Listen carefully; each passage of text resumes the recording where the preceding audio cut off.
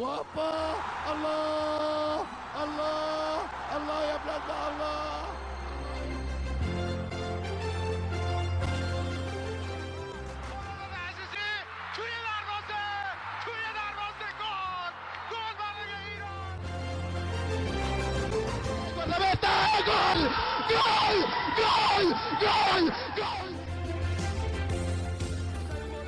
Fez a finta, lá vai Romário, é gol!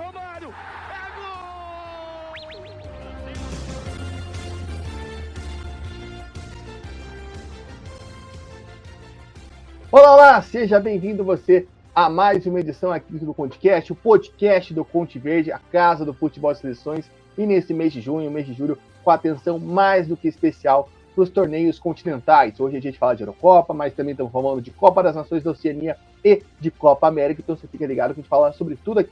Antes de começar esse bate-papo, eu convido você a seguir a gente nas nossas redes sociais, Twitter, Instagram, TikTok, @ConteVerde_.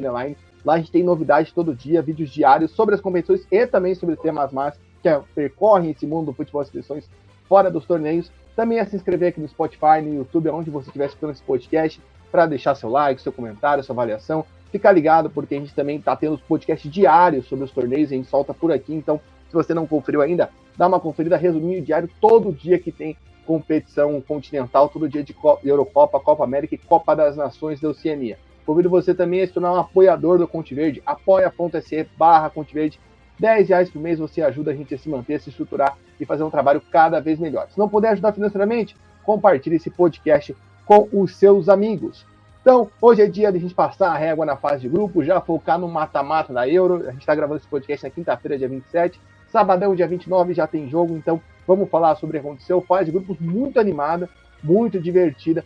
Eu tenho o meu destaque principal, mas vou deixar João Rai fazer o destaque principal dele. João, seja bem-vindo, meu irmão. João Rai, nosso voz da Euro, voz do ministro da Euro, o cara da Europa, a carinha da Europa aqui no Conte Verde. João Rai, seja bem-vindo. O que está achando da Eurocopa até aqui? Seja bem-vindo. Olha, eu não gostei dessa coisa meio colonizadora aí, mas enfim, a competição sim, realmente tá legal, tá divertida, tem jogos aí equilibrados, mais até do que eu poderia imaginar, assim, né, naquelas nossas previsões, assim, a gente sempre fica com aquela, queremos, né, que o pessoal surpreenda e tal, até que surpreenderam mais do que a média, digamos assim, né.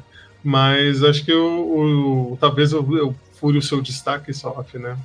Que fica na nossa querida Geórgia, mas ao longo aí do podcast a gente vai lembrando aí de mais coisas que podemos destacar mais pontos. É isso aí.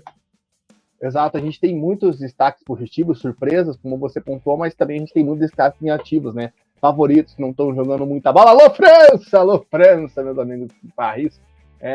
Esse futebol que não está sendo tão vistoso nas seleções que a gente esperava. Então a gente vai falar muito sobre isso.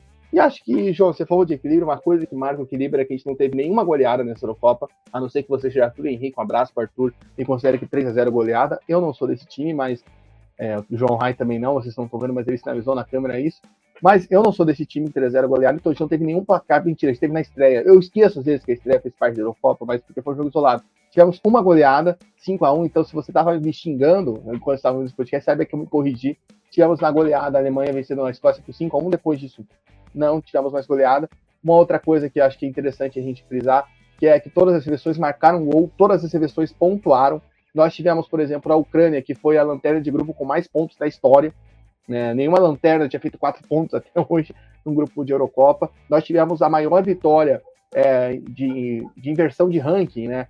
A maior vitória de um time inferior do ranking a um time superior de ranking da história da Eurocopa nessa edição. Então a gente tem vários fatos legais que mostram o equilíbrio dessa Eurocopa, o quanto a evolução tática vem marcando, né?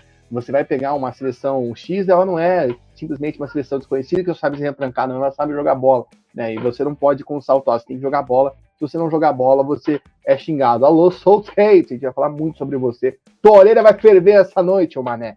Então, a gente vai fazer esses destaques. Ô, João, uma coisa que me chama muita atenção é o fato de todas as pessoas marcarem gol. Eu realmente achei muito surpreendente. Eu queria que você falasse aí algumas estatísticas gerais da Euro, parece que já pontuamos aqui nesse começo.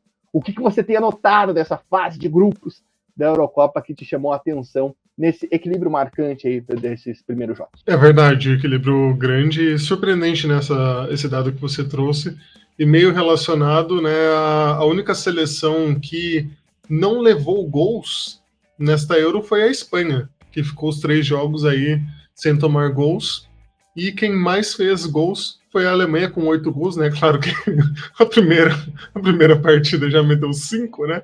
Então já ficou um pouquinho mais facilitada aí essa relação aí, esse desempenho, né? Mas trouxe aqui também que o artilheiro da Eurocopa é o gol contra, né? Já tem 7 gols. E o recorde, incrivelmente, não é dessa edição, é de 2020, que foram 11 gols. Então, só mais 4 gols aí para igualar. É isso que quer dizer, é 11 no todo, né? Então a gente ainda tá saindo na fase de grupos, tem um mata-mata, então dá para passar esse recorde. Exatamente.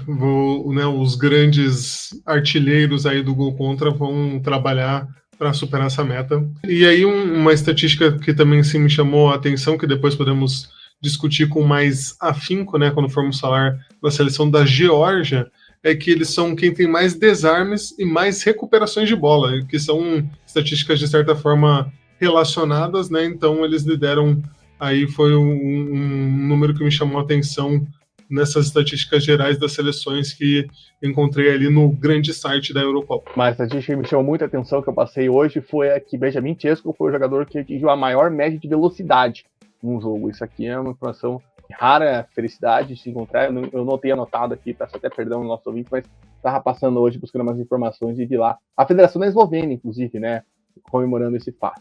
Então vamos passar, você já fale. Desculpa, Sof.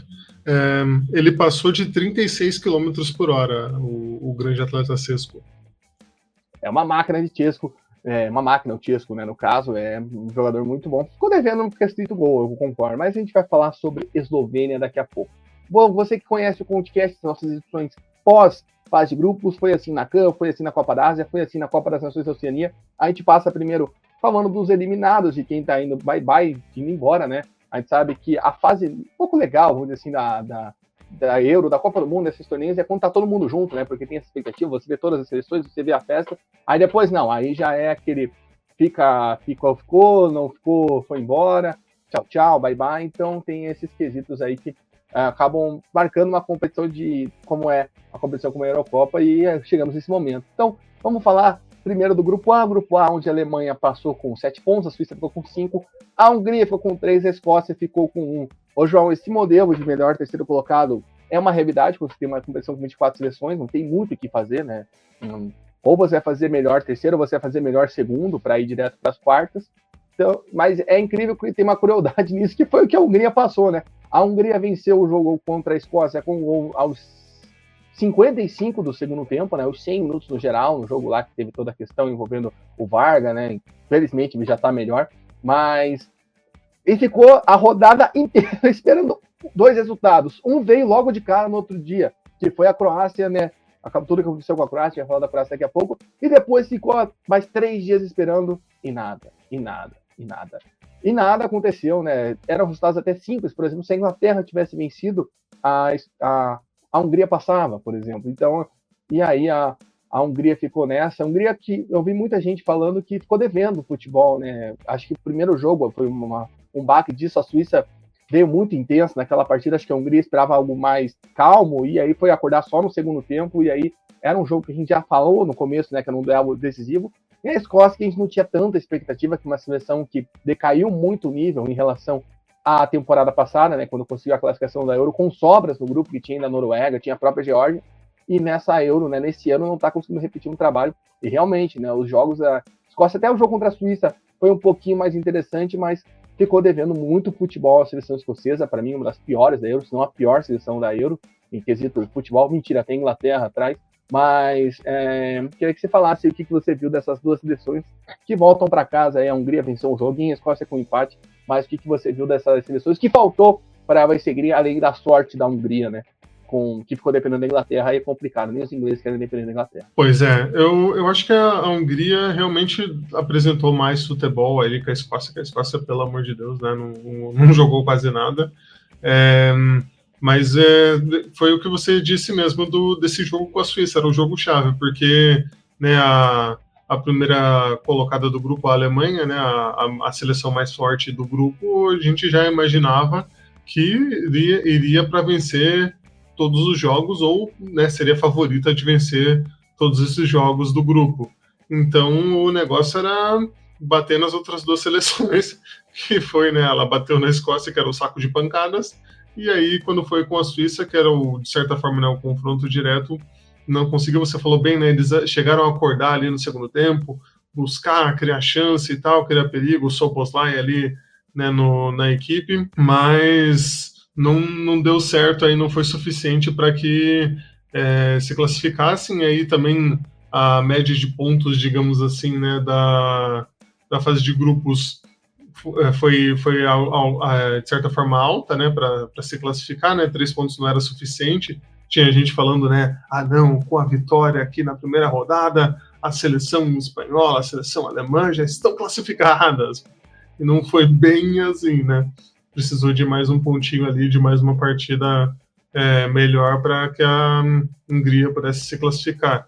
E aí acaba ficando fora e, né, vamos ver o que vai levar de lições disso, né, para as próximas competições aí, se a Hungria vai conseguir ir para a Copa e etc. E a Escócia não tem muito, desculpa, né, eu quase não falei aqui da Escócia, mas a Escócia não tem, assim, nem muito o que a gente comentar, uma seleção que tem alguns destaques individuais ali e tal, mas não, como conjunto, você falou bem, né, que não jogou nada, das piores seleções aí da Euro em desempenho, e fica aí de fora mesmo, que não tinha muito o que fazer, né?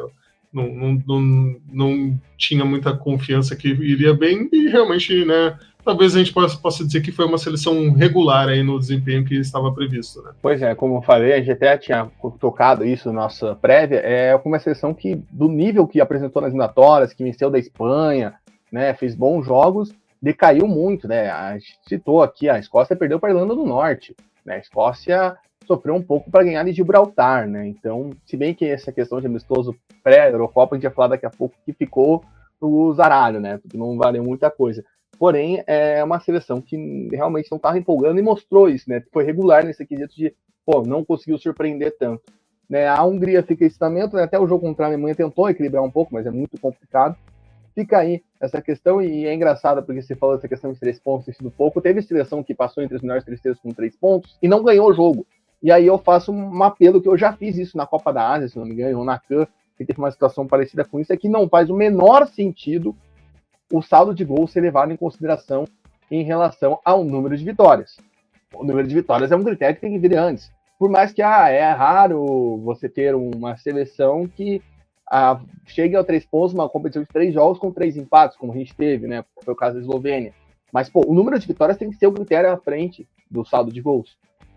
Enfim, acho que é um erro que acontece nas competições, acho que esse critério deveria ser mudado, mas, enfim, a Hungria acabou pecando muito. O jogo, como a gente falou, o jogo inicial lá contra a Suíça foi determinante para essa classificação. E falando em terceiro lugar que não passou, vamos para o grupo B, onde mais um grupo, né, o terceiro colocado ficou pelo caminho. A Espanha foi a única seleção 100%, avançou com 9 pontos, a Itália com 4, a Croácia com 2, a Albânia com 1. João, acho que a Croácia pagou um pouco pelo primeiro jogo, que não foi mal, principalmente no segundo tempo, né? Contra o jogo contra a Espanha, a Croácia jogou bem, perdeu pênalti, né, teve chance de diminuir. Mas nos outros jogos, contra a Albânia, fez um segundo tempo muito bom, tanto que virou o jogo. E também contra a Itália, soube aproveitar as chances que teve, né? Contra a Itália talvez não tenha sido o melhor jogo da Croácia, estava ganhando, e aí nos 2 jogos, gols nos finaizinhos. E a Croácia, por esses 2 gols no final, volta para casa. E não só os 2, né? Se tivesse vencido a Itália, já bastava para se classificar, né? Estava se classificando. E aquela cena, né? A gente também comentou isso, que a Croácia é uma seleção que vai muito bem em Copa, a gente não está falando só de agora, né? Não só dessas 2 últimas, a gente também lembra da Copa de 98. E na Eurocopa, não consegue desempenhar, né? A melhor participação foi uma quarta de final, e dessa vez, né, mais uma vez, se não me engano, na última, a Croácia não passa da fase de grupos e fica pelo caminho, né? E a Albânia, a gente podia prever que era uma das piores seleções da Euro, assim, em nível técnico, mas é uma seleção que, vamos dizer assim, pode dizer que sofreu pelo grupo que caiu, né? O grupo que caiu a gente já falava, né? Era o grupo da morte, era o grupo mais complicado, mas conseguiu bater de frente, né? Fez bons jogos, saiu ganhando da Itália, conseguiu um empate heróico, né, com gol no fizinho contra a Albânia, Silvinho foi às lágrimas. O jogo contra a Espanha foi um pouco mais complicado, mas não foi aquela tragédia. Saiu com uma moral muito boa. E o Silvinho sai com uma moral muito boa, né? A gente não sabe se ele vai continuar lá, porque o contrato, vale lembrar, era até o final da Eurocopa. Tanto que o Silvinho é apresentado no ano passado com a camisa, né? Silvinho 2024. E o projeto deu certo. Agora que vai virar a chave para a Liga das Nações e Copa do Mundo, a gente vai descobrir se o Silvinho vai seguir ou não, também pela cabeça dele, porque o Silvinho pode se colocar como um treinador de seleções agora. O Silvinho pode ficar ali naquele mundo e uma hora aparecer comandando uma seleção asiática, outra seleção europeia, de nível intermediário. Como que você avalia essa Croácia, que sofreu aí com os gols no final e por isso foi embora, e a Albânia, que apresentou um futebol muito bom, talvez se estivesse em outro grupo, poderia passar de fase. Não sei se você concorda comigo, Saf, que, lógico, pesou o detalhe, né? Porque também contra a Espanha, o C3-0 foi meio enganoso, na minha opinião, de que, né, a Croácia podia ter feito ali um gol, o pênalti do Petkovic, que ele foi derrubado pelo Rodri, e o Rodri não foi expulso, que eu achei errado, pelo menos, né, não vi comentários assim de especialistas em arbitragem para falar que aquilo deveria ser só amarelo, mas eu achei que deveria ser vermelho, porque era um lance claríssimo do cara que ia chutar. Só tinha o goleiro ali no caminho, mas era aquele lance, né, que se ele não chutar completamente em cima do goleiro, ele faria o gol. O goleiro e aí deitado. Aconteceu. Tava muito batido, né? O goleiro tava batidíssimo. Ele tirou o gol, era uma lance de expulsão. Muita gente comentou, foi um erro. Isso, vamos dizer assim, beneficiou a Espanha para o jogo contra a Itália, porque era para não ter o Rodri, que é um dos principais jogadores do time. E favoreceria também a Croácia, porque, né, ia ter uma a mais, é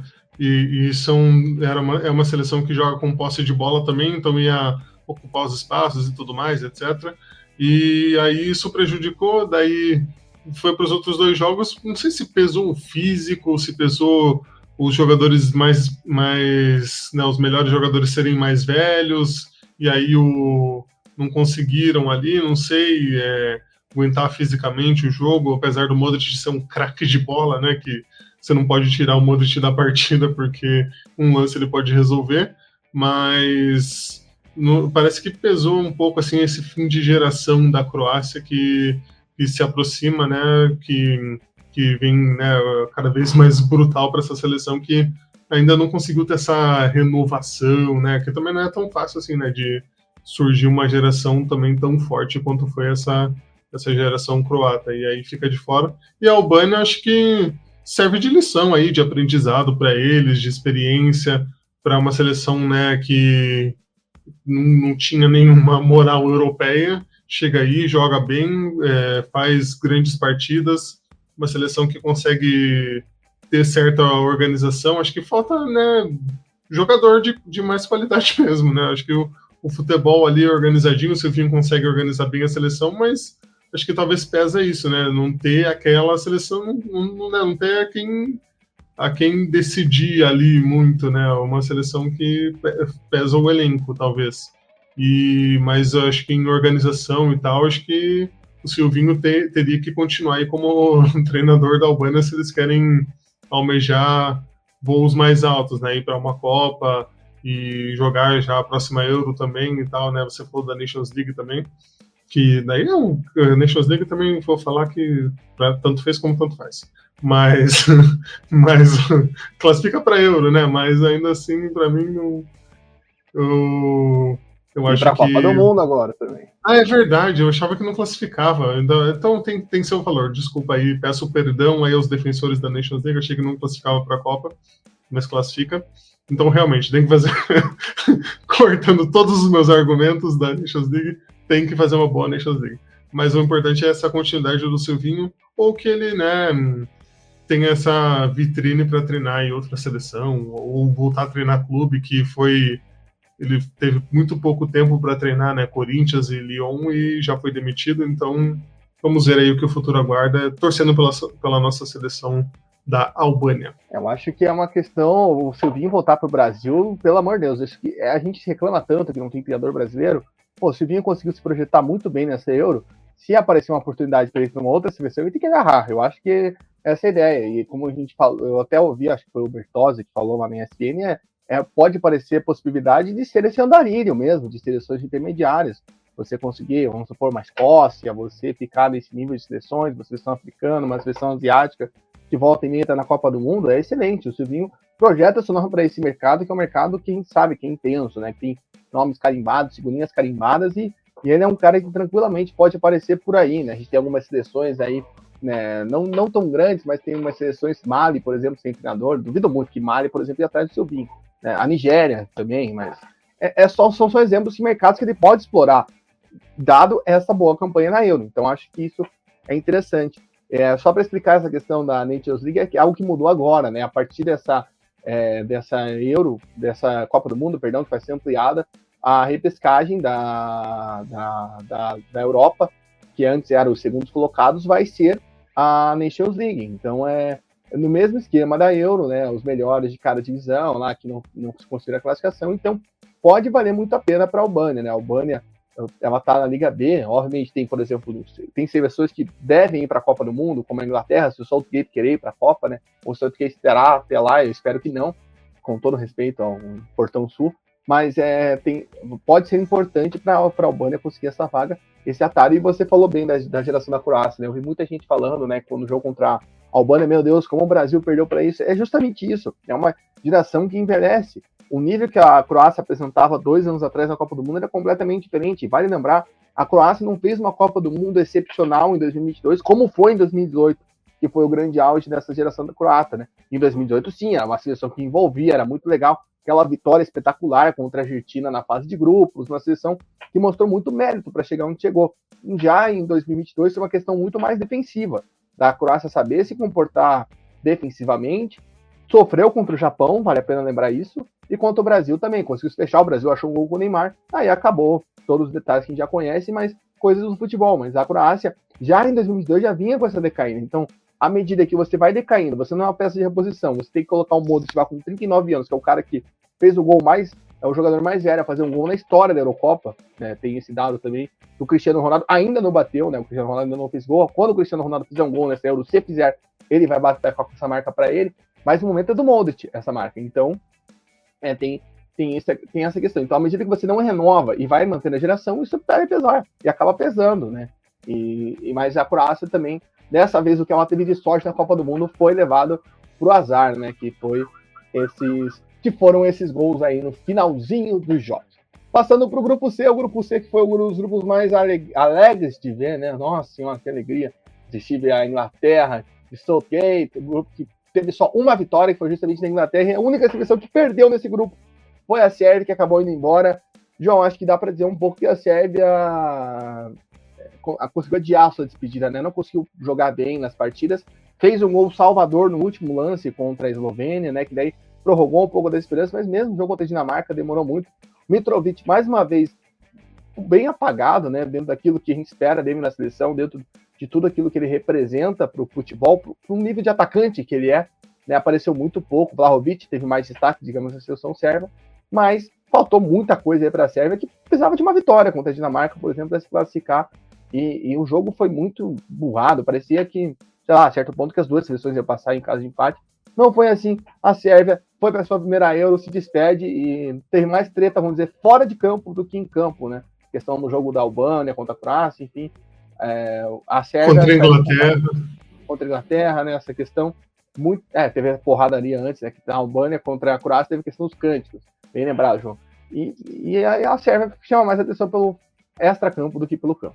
Pois é, parece que a Sérvia caiu muito aí desde a última Copa. Não jogou nada. Você falou bem, né? O Vlahovic parece que foi o protagonista da seleção aí no ataque, mas né, não foi suficiente, né? Nem perto. E o Mitrovic, eu culparia a ida dele para o futebol árabe, né? Que o nível do futebol árabe, convenhamos que é muito baixo, e talvez isso tenha afetado aí o futebol dele, o desempenho dele de não render tão bem assim, né, pela seleção, porque, olha, não fez quase nada aí nessa Euro. Sérvia Não apresentou nada que pudesse encantar nesse grupo maravilhoso, como você bem comentou, um grupo assim, uma alegria contagiante, partidas incríveis, né? Então, parabéns aí à Sérvia. Ainda é incrível, né, que num grupo desses que, pelo amor de Deus, que grupo que, né, nos causou muita tristeza, né? O fã do futebol não, né? Se a gente falou aí da Euro, né, lá no começo, né, não, Euro legal e tal, coisa bacana, mas esse grupo aí talvez seja uma exceção ao que a gente falou, porque deveria ter eliminado 2 seleções desse grupo, ao invés de só a Sérvia, para que o futebol agradeceria aí pelo desempenho, né, abaixo da média. A gente tem uma noção desse grupo tão fraco que foi quando a gente vê que a Inglaterra passou na primeira colocação, né, e na última rodada, nada de gols, 2-0-0, né, teve a seleção que obviamente tem que comemorar o 0-0, que foi o caso da Eslovênia, mas de resto, bem complicado. A Eslovênia talvez tenha sido a seleção que mais jogou nesse grupo e não venceu um jogo, né, fica aqui esse percalço, né, a gente lamenta pela Eslovênia, porque os jogos da Eslovênia foram muito legais de assistir, mas não conseguiu, né, fazer um golzinho, não conseguiu ter esse proveito, conseguiu fazer um golzinho, mas não conseguiu ter esse proveito e sair pontuando com vitória. Uma seleção também que a gente já estava falando um pouco, né, João, que estava em fim de ciclo, fim de feira, era da Polônia, passou com todos os percalços para chegar até essa edição da Euro, né, somente na repescagem da Liga das Nações, mas na Euro mostrou que não teve tanta evolução assim, né, conseguiu sua classificação chorada lá, nos pênaltis contra o País de Gales, e nesse grupo com Áustria, França e Holanda, que a gente teve uma das grandes surpresas dessa Euro, aí se projetaram, né, que era até uma discussão de quem seria a seleção protagonista junto com França e Holanda, e a gente tinha chegado num consenso aqui que seria a Áustria, e se comprovou, né, a Polônia com o Lewandowski só jogando no último jogo o tempo todo, acabou indo embora para casa mais cedo e com méritos, né, vamos dizer assim, não teve muito que explorar essa seleção polonesa, né, até conseguiu sair na frente da Holanda, né, fez um primeiro tempo bom naquele jogo, perdeu de virada, e faltou muita coisa, né, conseguiu até tentar competir, mas faltam elementos para a seleção polonesa ser o que a gente viu, por exemplo, em 2016, que foi uma seleção polonesa que chegou muito forte naquela Euro. Esse ciclo aí da Polônia é muito complicado, né? Sofreram com, né, Fernando Santos, que acho que é um problema aí, né? A seleção teve que se reajustar. Você falou ali que, né, se classificou na Bacia das Almas, né? O sofrimento absurdo para se classificar para essa Eurocopa. E aí chegou ainda sem Lewandowski para começar. E aí, não sei que condições físicas que ele chegou a atuar depois, mas é uma seleção que já, né, já está nos finalmente mesmo da geração também, e sofreu por isso, por não ter essas peças aí que pudessem competir num grupo que é um grupo forte, né, se provou, já, né, de cara parecia um grupo forte, né, com as outras 3 seleções, e realmente foi.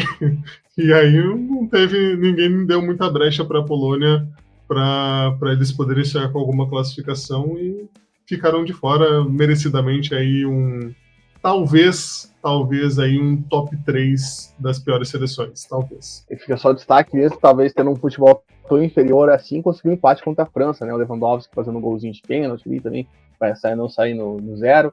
Mas um jogo que estava muito encaminhado para a França vencer, né? O pênalti acaba, o Pavecano faz uma falta desnecessária dentro da área e a Polônia acaba sendo eliminada. E agora a gente vai falar sobre um grupo que foi muito equilibrado e que a gente teve, como eu comentei no começo, o melhor lanterna, né? Perdão, da história da Eurocopa, que foi o grupo E, que todo mundo terminou com 4 pontos.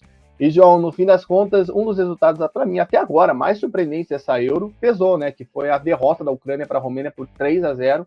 É um resultado que com certeza a gente não esperava. Depois a Ucrânia mostra força, se impõe contra a Eslováquia, mas não consegue ter força para vencer a Bélgica. Bélgica também, meu Deus do céu.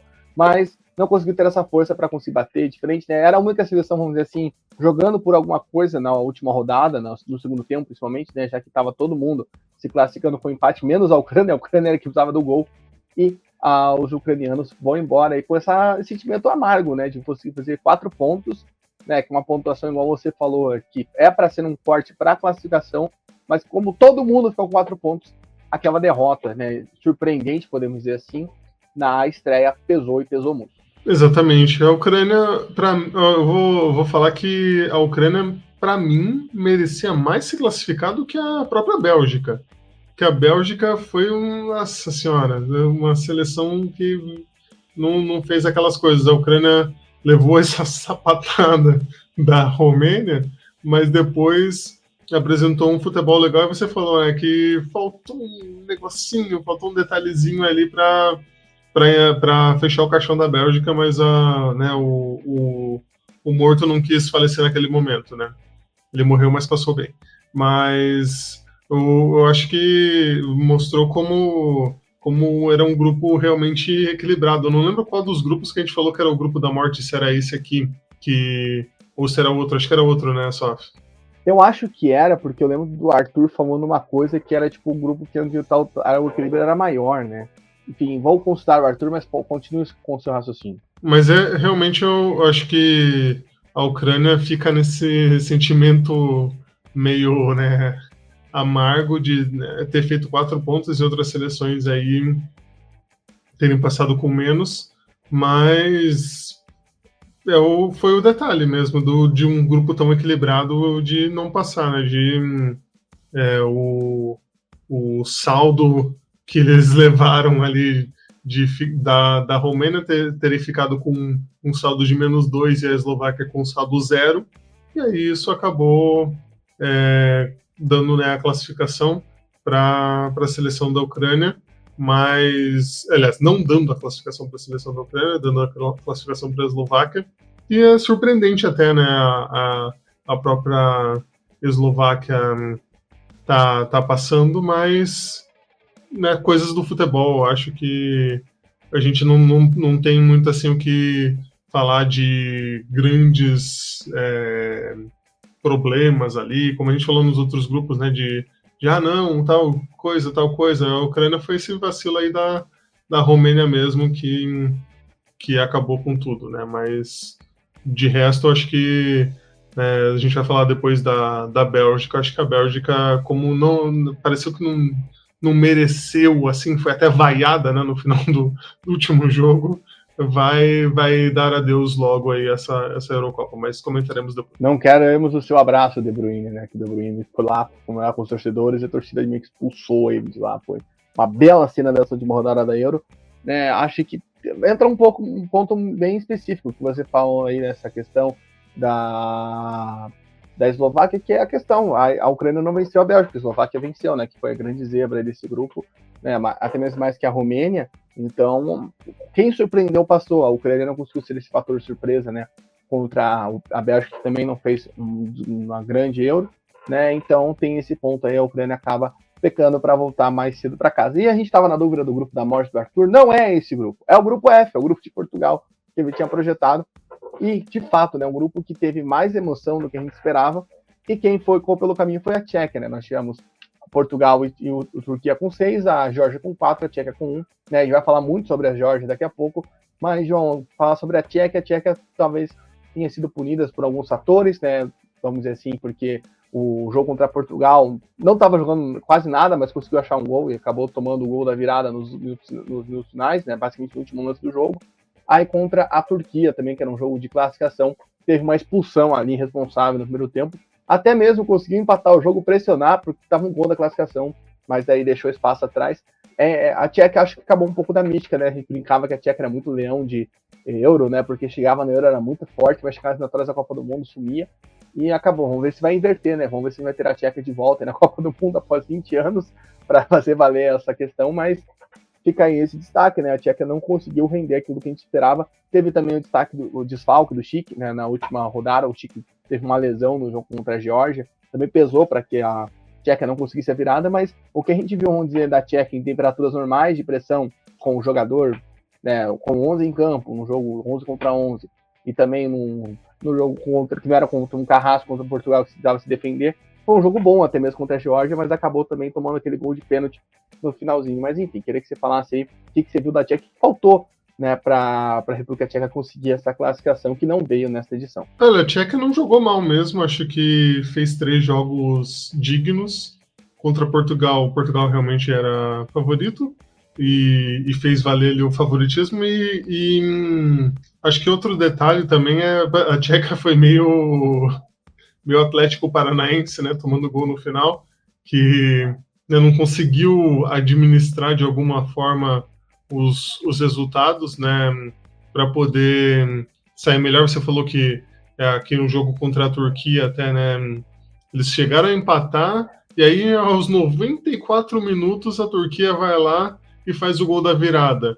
Então, contra Portugal também, né, contra Portugal foi aqui aos 92 do Francisco Conceição.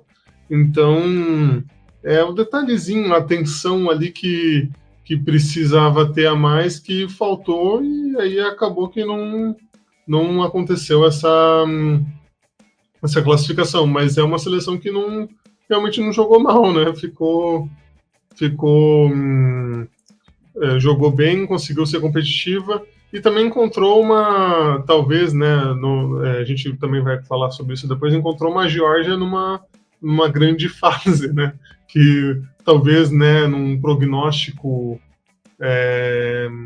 anterior, de um tempinho atrás, não fosse imaginado isso, que eles fossem ser esse destaque, apesar de eu ter chegado a ver jogo antes e visto que a Geórgia era uma seleção, né, organizadinha e tal, mas talvez não fosse o que a Tcheca imaginasse que fosse acontecer, né, da Geórgia dar tanto trabalho, e aí isso também tirou pontos deles, né, mas não é terra arrasada igual outras seleções que a gente já comentou aí de terem ido muito mal, né. E é engraçado você falar dessa questão de ter tomado gol no sinais, só não tomou contra a Geórgia porque o nosso amigo lá fez a questão de isolar, né, a última bola do jogo, quando a Geórgia teve a chance de sair com a vitória naquela partida mesmo.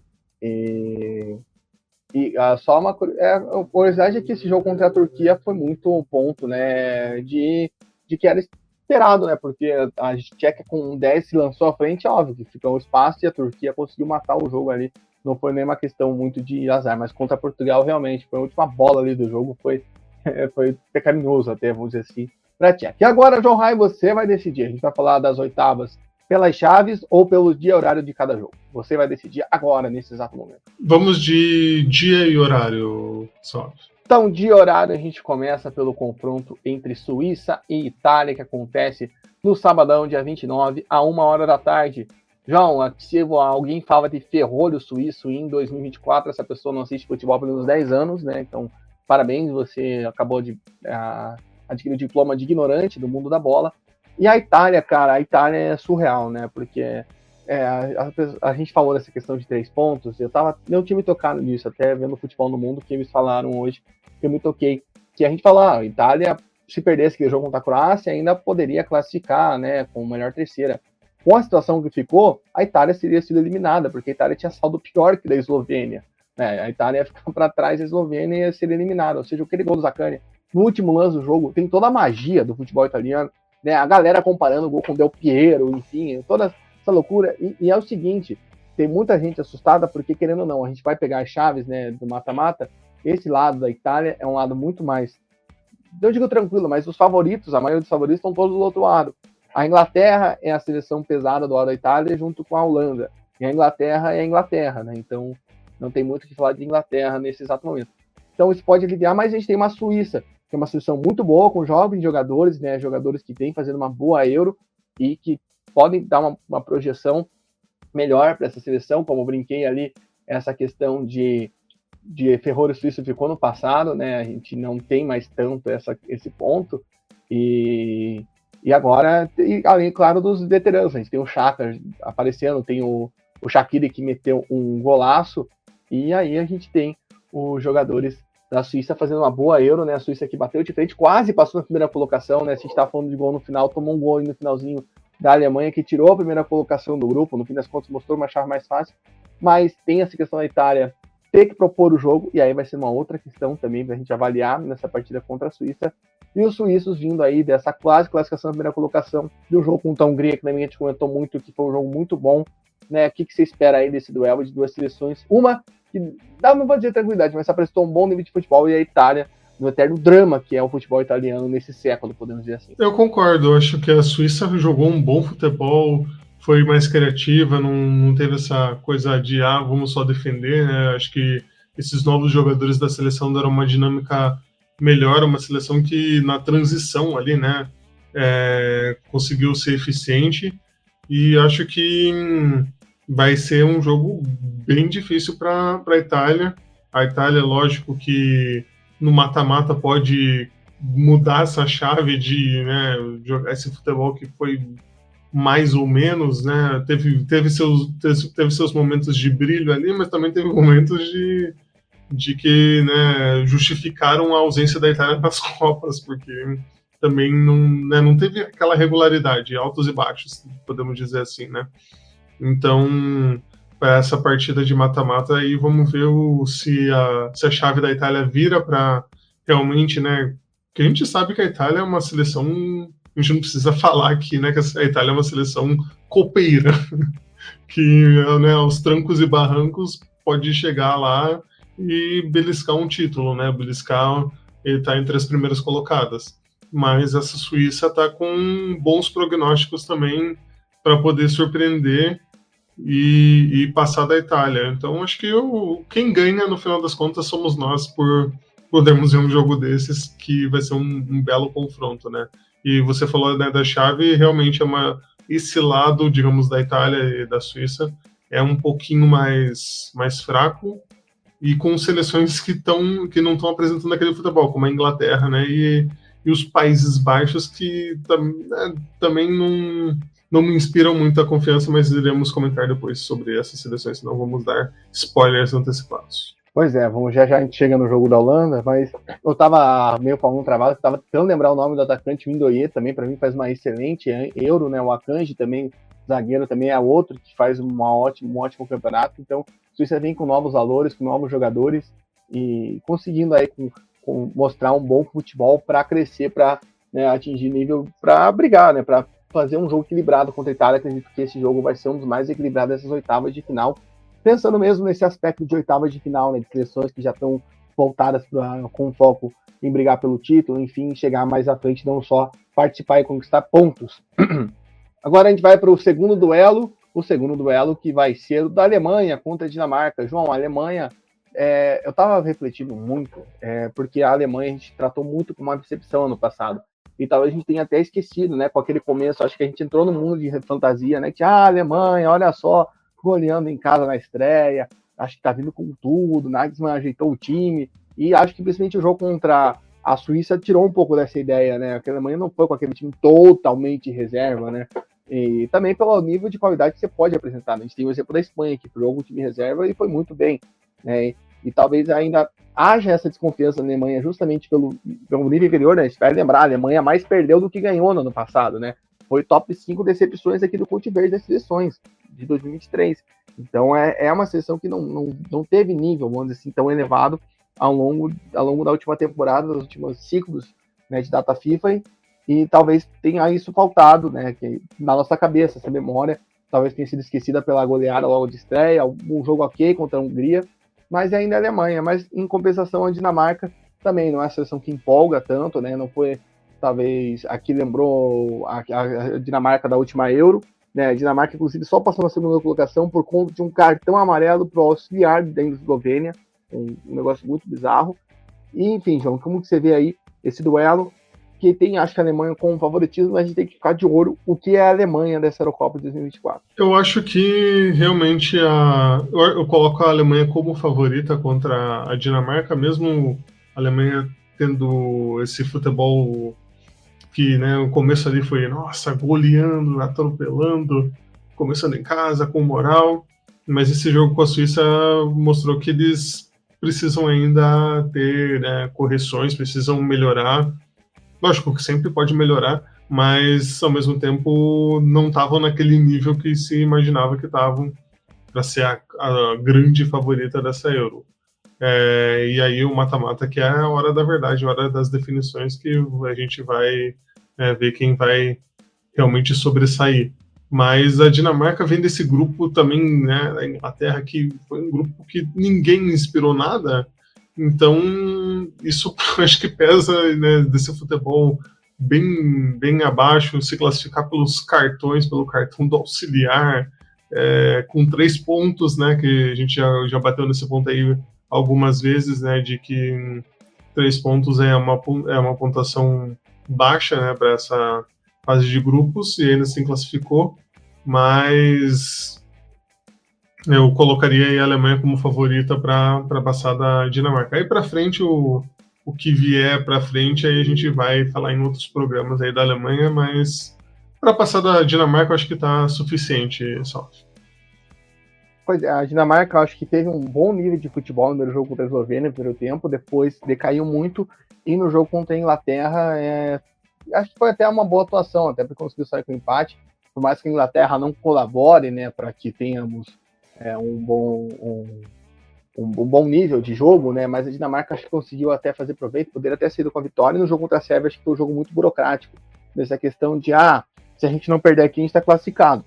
A Dinamarca sabia disso, né, porque se a Eslovênia ganha na Inglaterra, a Dinamarca passa em terceiro, de qualquer forma. Então, né, sabia que o empate bastava ali, a Dinamarca fez o jogo para aquilo, né, não se expôs muito, então por isso que foi um jogo mais travado. Mas ver se a Alemanha vai conseguir se impor, voltar a ser um pouco do que a gente viu da seleção alemã ao longo aí dos últimos tempos. A gente falou tanto de Inglaterra, chegou a hora de falar dela, a Inglaterra, do nosso querido Portão Sul, que é, sem dúvida alguma, a seleção que mais deve futebol, né, e tem muitas coisas, cara, é muito nível de futebol, e pro Southgate chegar numa coletiva e falar que a Inglaterra não conseguiu achar um substituto até hoje do Calvin Phillips, por exemplo, cara, pelo amor de Deus, cara, é surreal, sabe? Aí você tem o Bellingham, o Bellingham não tá conseguindo jogar bem nessa questão ali de chegar na área quando ele aparece no Real Madrid. Pô, o Bellingham é volante, cara, muda, bota o folder de 10. Pô, você tem um timaço para fazer variações,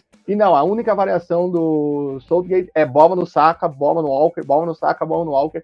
O jogo na Inglaterra é inteiro do lado direito, não muda, não tem variação, e é isso, é essa coisa que parece muito previsível, os adversários marcam, fecham bem. Também é um time com pouca criatividade, né? A gente não viu muita coisa na Inglaterra nesses jogos. A Inglaterra passa porque passou, porque ninguém ganhou da Inglaterra. Se fosse eliminada não seria nenhum desespero, mas cada vez mais caminha a passos largos, o Southgate pro abismo. E a ver se vai ser a Eslováquia que vai dar essa cravada final. A Eslováquia que fez talvez uma das grandes zebras da Euro, que foi a vitória contra a Bélgica, num jogo que foi vitória de zebra, né? Porque a Eslováquia faz um gol e a Bélgica pressiona o jogo inteiro, não consegue marcar, mas mostrou valores, né? Acho que tem detalhes interessantes. O Dubravka é um goleiro que atuou muito bem, né? A zaga da Eslováquia também. O lado esquerdo, a Eslováquia, essa variação, por exemplo, de jogo da Eslováquia aparece bem, né? O lateral esquerdo fez 2 gols, a gente teve o Raraslin pela direita, pela esquerda aparecendo bem. Enfim, tivemos várias variações aí. E a Eslováquia se mostra uma seleção boa. É ver, né, João? Tem aquele famoso jogo que a galera olha e fala, tem cara de zebra. Esse Inglaterra vai ser mais uma vez uma decepção, se o Southgate vai armar o time de forma porca mais uma vez, ou se a Eslováquia não vai se aproveitar disso, ou não, né? Ou se a Inglaterra vai jogar decentemente, ao menos dessa vez. Pois é, e mesmo você falou de nomes, tem até o Palmer, que fez uma ótima temporada no Chelsea, um jogador que veio muito bem. E só foi utilizado agora. Só foi utilizado no último jogo, no segundo tempo. Aí como é que você aproveita os seus talentos, um cara que tá voando, tá, né, num Chelsea que, pelo amor de Deus, o Chelsea tem, assim, atuações muito ruins. Nessa temporada o Palmer carregou nas costas do Chelsea, então fez o famoso duplo-duplo, né, fez mais de 10 gols e mais de 10 assistências, uma coisa que não é tão comum, e não ser colocado. Aí o Foden, nasceu o filho dele, ele teve que sair, não vai jogar, talvez, contra a próxima partida contra a Eslováquia, ou vai ser reserva e tal. E aí o Southgate fala que não tem elenco para jogar, quando tem vários jogadores sobrando aí. Assim, é bizarro como a Inglaterra consegue se desorganizar com uma seleção tão boa. E do outro lado a Eslováquia, que vai querer torcer para isso, né? Vai querer torcer para o Southgate se inspirar negativamente mais uma vez para conseguir arrancar alguma coisinha, né? Se eu jogar ali organizadinho e tal, acreditar no Dubravka também, que veio em grandes atuações nessa fase de grupos, e passar, né? Que a Inglaterra, você falou, né, de classificou, ninguém conseguiu ganhar dela, talvez uma classificação culposa, né, sem intenção de classificar, mas aí vamos ver o que se eles vão conseguir fazer o suficiente aí contra a Eslováquia, né? No papel, lógico, a Inglaterra é favorita, a gente não vai ser louco de falar que a Eslováquia é favorita contra a Inglaterra, mas pesa esse lado aí, essa desorganização da Inglaterra que pode ser crucial aí. Esse, né, como você falou, a zebra tá aparecendo ali nessa partida. O que pode acontecer é nessa. Então, vamos ver aí o que os deuses do futebol nos reservam. E acho que falta o Calvin Phillips mesmo nessa seleção da Inglaterra. Se tivesse o Calvin Phillips, não teria problema, né? Enfim, acho que o Southgate tem toda a razão. Enfim, esse lance do Palmer é bizarro, né? Porque o Palmer, ele não... O Chelsea demora a render, e aí quando rende, ele rende de maneira fenomenal, né? Nessa reta final, né? Nesse segundo semestre, digamos, da Premier League. E aí a Inglaterra, o Southgate não sabe utilizar, ele não entra nos jogos. Como que você não bota o cara no jogo contra a Dinamarca, por exemplo? Não fazia nenhum sentido você dar uma vivência pro jogo. Enfim, é complicado, não dá para entender Southgate mesmo. É um treinador que caminha a passos largos para o abismo. E agora é a hora de falar da melhor seleção da Euro, né? Podemos dizer assim, que é a Espanha, que vai jogar no domingo às 4 horas da tarde. E a seleção surpresa, né? A grande história da Eurocopa, que é a Geórgia. A Espanha é a única seleção com 100% de aproveitamento, e dá para ver, até mesmo, João, pela essa troca de times, né? Que foi o jogo contra a Albânia, que o esquema do De La Fuente pegou. A gente até estava discutindo, né? O Arthur mesmo falou aqui que não estava empolgado com a seleção da Espanha, justamente por não ter nomes tão conhecidos, mas não é os nomes que fazem a Espanha ser forte, mas sim todo o esquema de jogo, né? O conhecimento de La Fuente em relação aos seus jogadores. E isso se mostrou muito sabiamente, até mesmo nesse nível de atuação que a Espanha atingiu ao longo dessa primeira fase. E a Geórgia, que é a grande história, né? Geórgia que jogou bem os 3 jogos, acho que tem que ressaltar isso. E como até pontuei, né? Foi a maior diferença da história da Euro, a vitória da Geórgia para cima de Portugal em relação ao ranking da FIFA. Mesmo Portugal jogando com um time reserva, é um timaço. Não é argumento, a Geórgia só venceu o Portugal que estava com o time reserva. Porra, meu amigo, pega o time de Portugal reserva, não é coisa pouca, né? E a Geórgia jogou muito bem esse jogo. Kvaratskhelia, que não estava aparecendo muito bem, né? Ao longo do campeonato, apareceu bem, fez gol nesse jogo. A Geórgia também tem um artilheiro da Euro, que é o Mikatowski, né? Que está jogando muita bola, o jogador do Metz. Né? Enfim, podia ter vencido o jogo contra a Turquia, podia ter vencido o jogo contra a Tchequia e venceu contra Portugal. E a grande história até aqui tá excelente, né? É muito difícil conseguir algo contra a Espanha, mas vai ser um duelo muito interessante, porque é uma seleção que vai chegar leve, né? Sem obrigações, já conseguiu fazer história. Só de estar na Euro já era uma história, agora chegar nas oitavas é outra história contra essa Espanha que vem com esse carimbo de melhor time da primeira fase, meio a tantos favoritos que não jogaram nada, subiu no patamar de muita gente para grande favorita, né? Foi apresentado, enfim.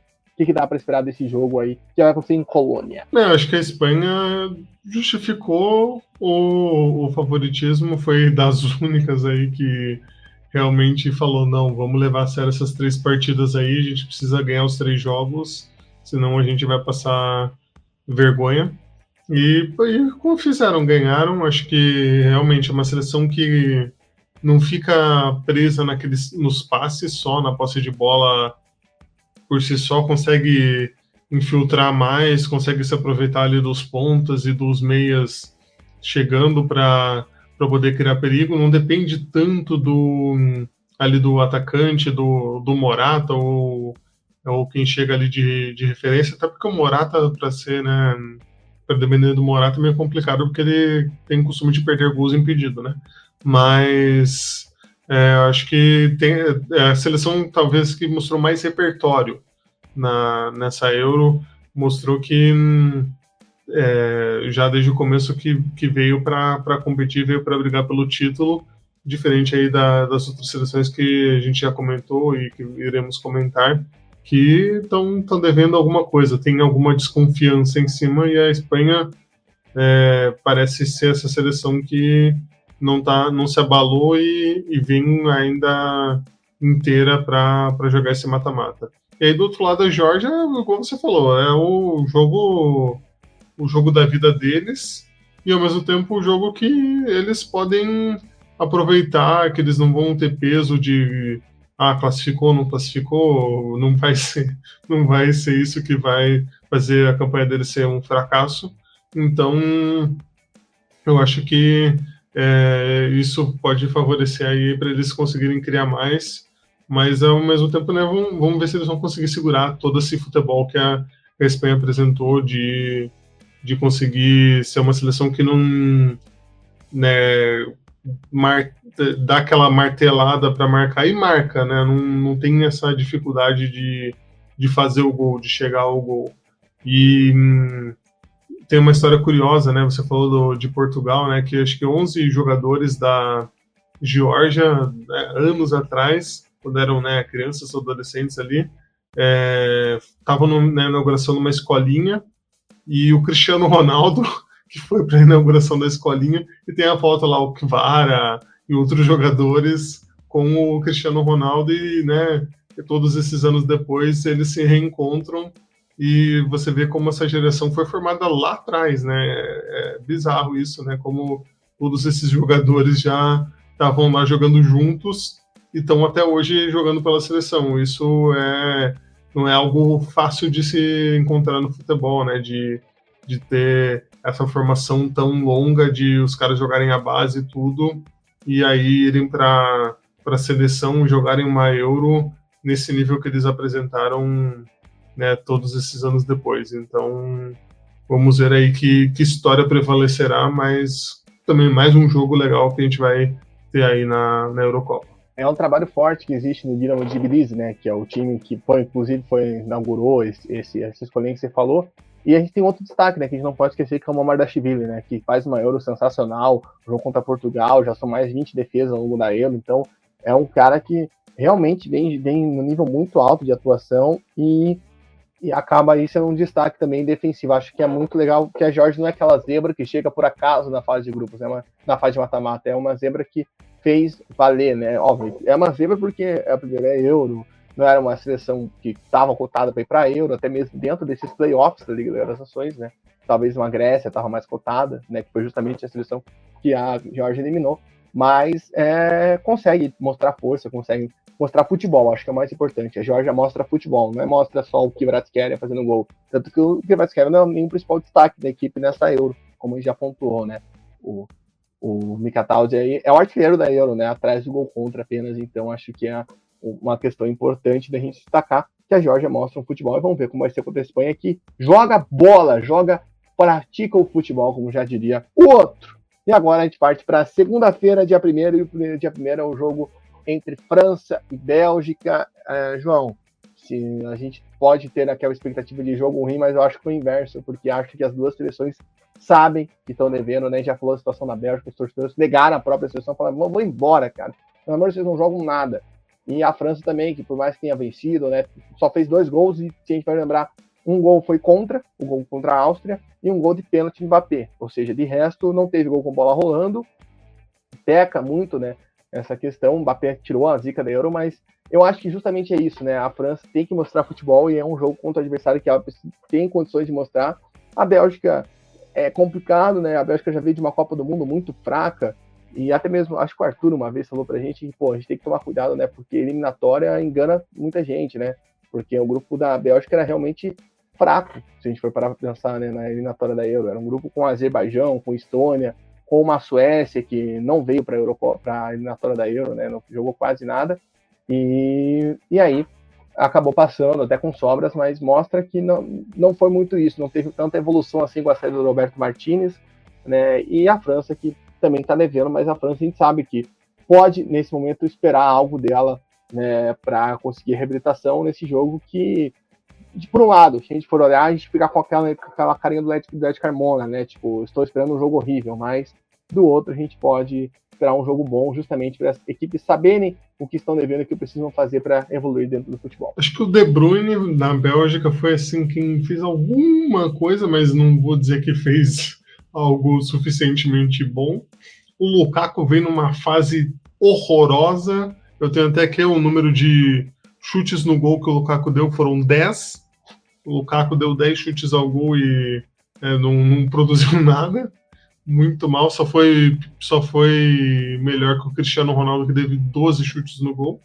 Mas nossa, o Lukaku perdendo chances assim, incrível, não vem bem. o resto da seleção também não tá aquela coisa, não tá aquele ritmo, não tá aquele ânimo, parece que já deram uma largada, assim, nem os torcedores, né, acreditam mais na seleção.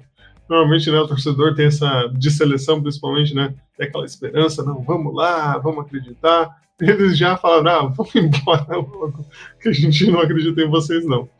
E a França, outras competições, a França já fez do mesmo, de jogar esse futebol bem meia boca só para conseguir o resultado, mas dessa vez na Euro nem isso foi tão bom assim, né? Não conseguiu nem aqueles resultados. E não sei se você concorda comigo, Gustavo, que a França está mais dependente do Mbappé do que antes, eu acho.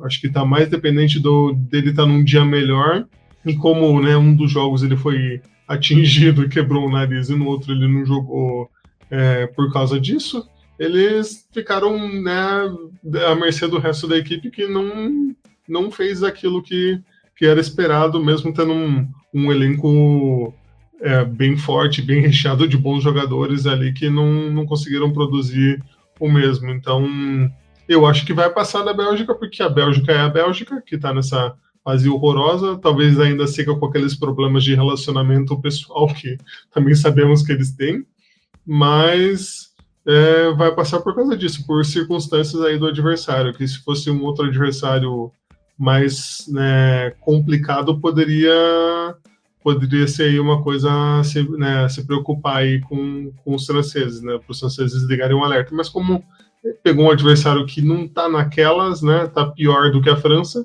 então acho que essa classificação para a próxima fase está mais garantida. Concordo, acho que é uma seleção que joga em prol do craque. Acho que é isso, por exemplo, que falta para a própria Inglaterra, por exemplo, não ter essa referência, né? Mas é uma seleção que prioriza jogar para o Mbappé aparecer e resolver os jogos. Então, acho que a França tem essa questão e por isso que o Mbappé ganha tanto destaque e fez tanta falta no jogo contra a Holanda, né? Que foi um jogo bem sonolento, talvez um dos mais chatos dessa Eurocopa, né?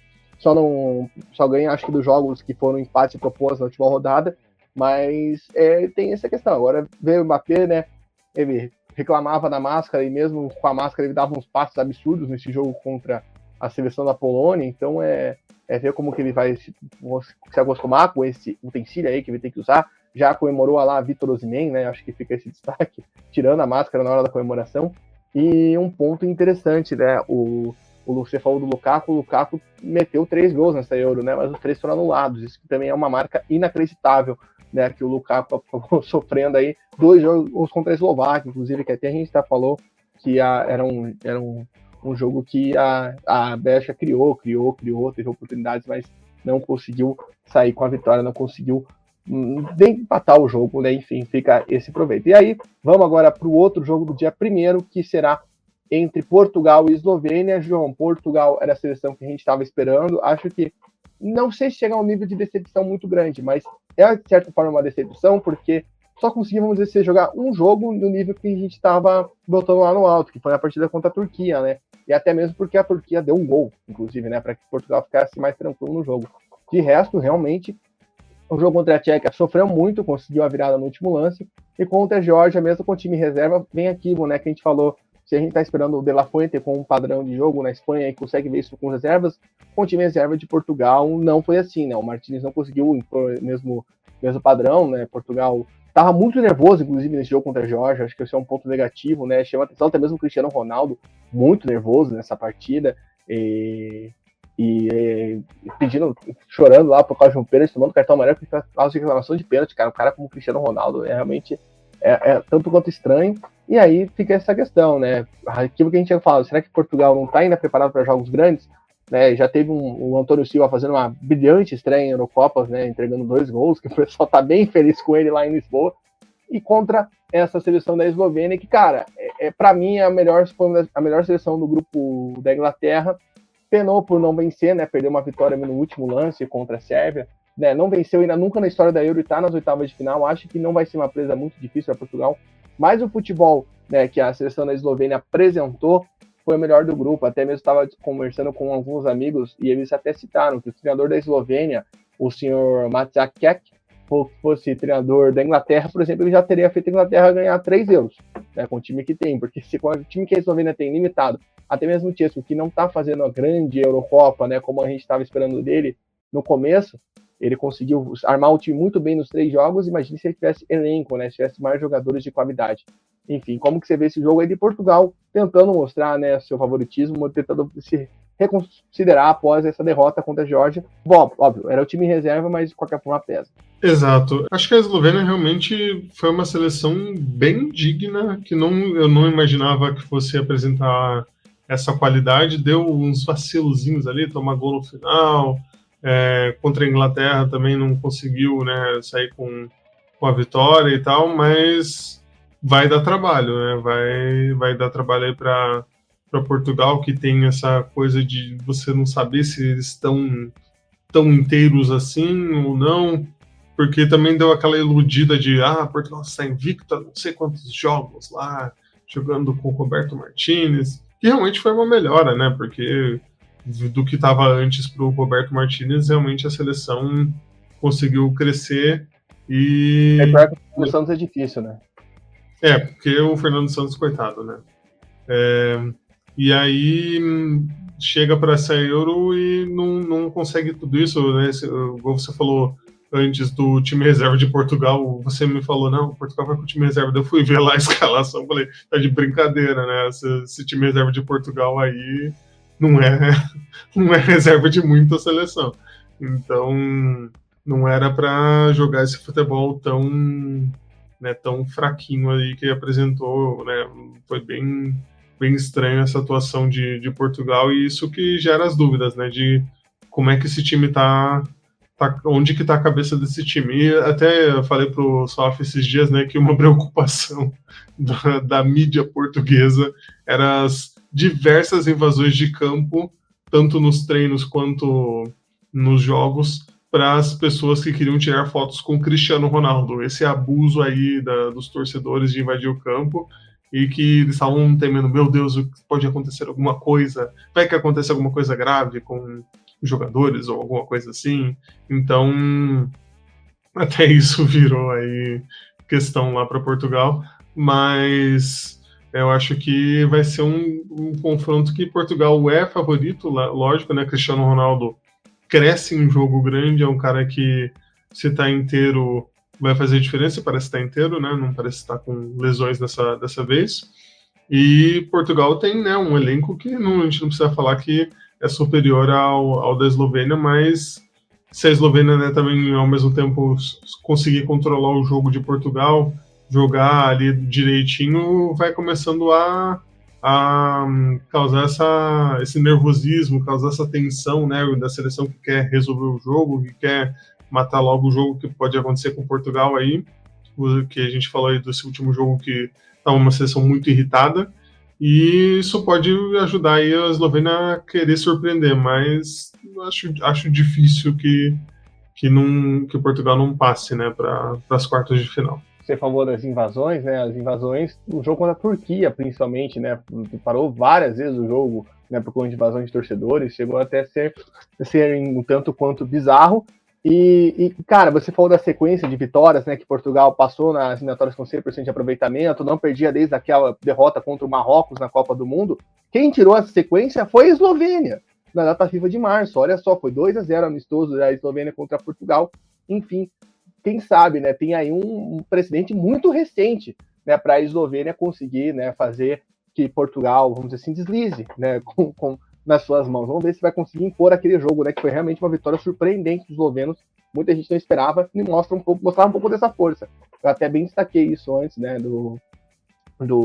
dessa força da seleção eslovena, que não tinha aparecido tanto ainda, né, muita gente não tinha essa noção e apareceu aí, né, pelo mesmo nível de atuação. Talvez faltou uma vitória para, vamos dizer assim, validar tudo isso, mas tem esse nível apresentado, né, João? Eu até queria te perguntar, e você que está atualizado dos boletins médicos, se o Chesco vai jogar, né?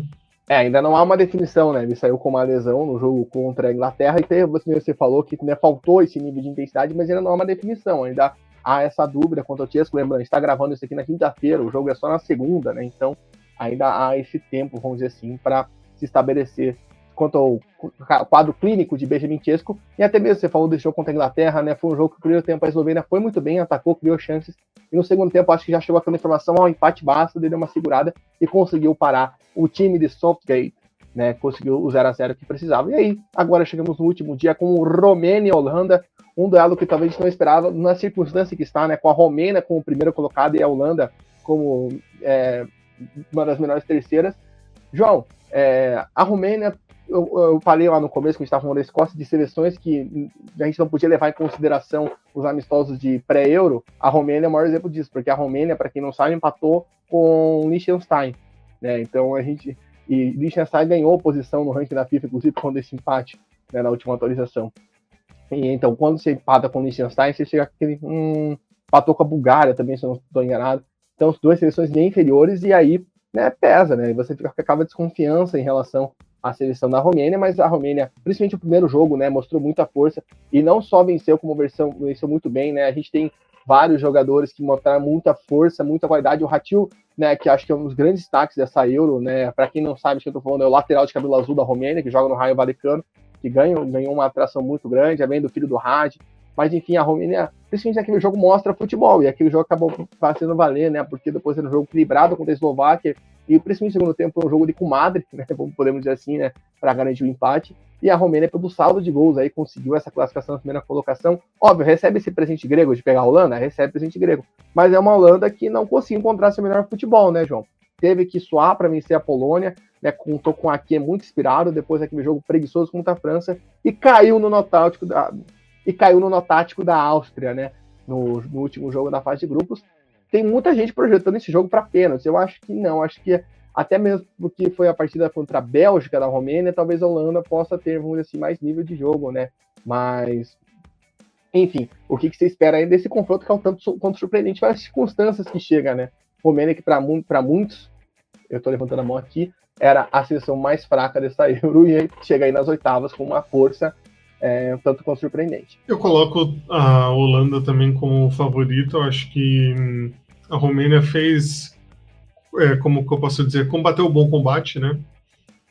Biblicamente falando aqui, mas teve a grande atuação ali. Aquele resultado contra a Ucrânia foi o que carimbou a vaga deles mesmo, né? De conseguirem. E bem, você trouxe bem os destaques aí da Romênia. Acho que, né, lógico, a gente não pode dizer que não são bons jogadores, que não fizeram grandes atuações, mas eu acho que a Holanda tem um time que consegue apresentar um futebol legal, assim, ok, que eu não acho que vai ser campeã, né, mas que é suficientemente bom para passar dessa fase.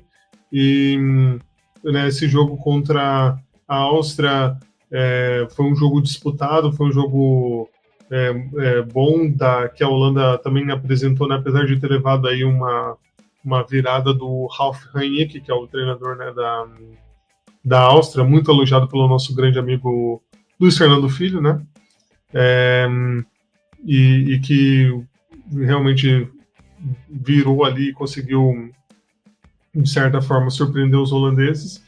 Mas eles têm destaques aí individuais, destaques que estão conseguindo se destacar na seleção. O próprio Gakpo, né, que já marcou nessa Euro, o Weghorst e outros jogadores que estão tendo boas atuações, e eu acho que vai ser suficiente aí para a gente ter a Holanda passando de fase, e aí depois aí o resto é resto, né? Na próxima fase a gente fala no próximo podcast. Mas eu imagino que vá por esse lado aí da Holanda passar de fase. Seria uma surpresa. Vamos ver se a Holanda encontra um nível de futebol melhor em relação àquele que apresentou, né, ao longo dessa primeira fase, que realmente não foi muito. Onde a gente falou da Áustria, né, o treinador elogiado pelo Luiz Fernando Filho, até elogiado provavelmente, o Ralf era um treinador que tem muita cabeça, tem toda a questão, né, o Luiz trouxe muito bem de todo o conhecimento que ele tem em relação ao futebol alemão, né, a relação dele com o grupo Red Bull. Então, e a Áustria, a gente já tinha falado aqui, talvez não era, a gente esperava ver a Áustria em primeiro, mas a Áustria era uma das cotadas, sim, para conseguir uma classificação como terceira colocada, ia bater de frente, sim. A gente viu isso já no jogo contra a França, que eu acho importante a gente destacar, né, que a Áustria, no jogo contra a França, ela já se posiciona muito bem dentro do seu campo, né, defensivamente é um jogo muito bom da Áustria, e acaba sofrendo um gol contra, mas a gente, até mesmo acho que você ressaltou isso no minuto da Euro, não me recordo agora se foi você ou se foi o Vitor que fez aquele dia,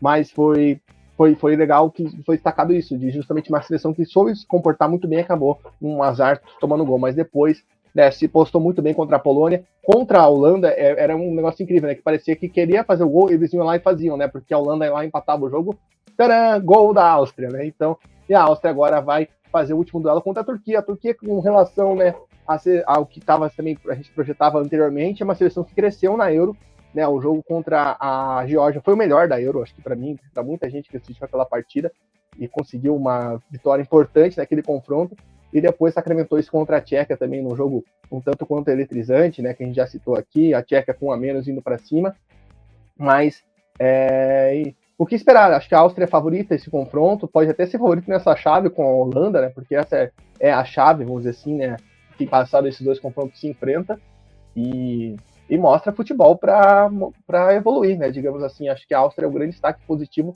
em vários sentidos, né, não só ser uma surpresa, mas em nível de qualidade técnica apresentado ao longo do campeonato. Eu acho que a Áustria é a favorita, realmente. Acho que teve um futebol legal. A gente falou da ausência do Alaba e tal, mas ainda assim a seleção parece não sentir tanto assim essa ausência para vencer os jogos, né? Para conseguir ter um futebol legal. O Sabitzer vem muito bem, né? Também acho que a seleção conseguiu, como eu falei antes, né, tem um treinador que conseguiu montar bem o time para que fosse eficiente com as peças que tem, e tá sendo.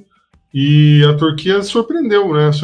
Achei que não ia para frente, não imaginava que fosse ter boas atuações aí, e conseguiu ter bons jogos, se classificar.